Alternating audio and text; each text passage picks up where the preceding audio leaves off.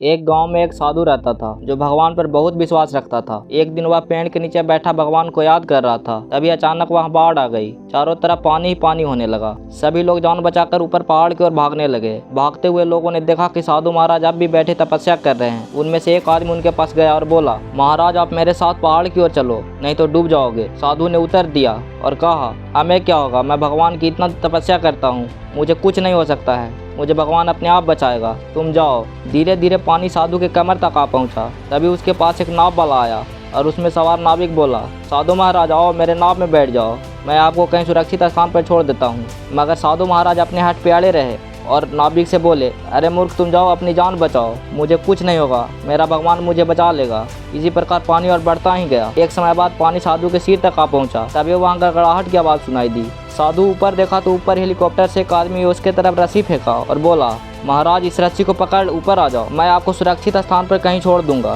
साधु ने उसकी भी बात नहीं मानी और बोला, मुझे भगवान पर पूरा भरोसा है, तुम अपनी रस्सी ऊपर खींच लो और जाओ। इसी प्रकार वहाँ पानी बढ़ती गई और कुछ देर बाद साधु पानी में डूबकर मर गया। साधु मरने के बाद ऊपर भगवान से बड़ी ही उदास होकर पूछा, हे भगवान, मैंने आपकी इतनी तपस्या की, पूजा किया, हर वक्त आपको याद किया, फिर भी आप मुझे बचाने क्यों नहीं आए?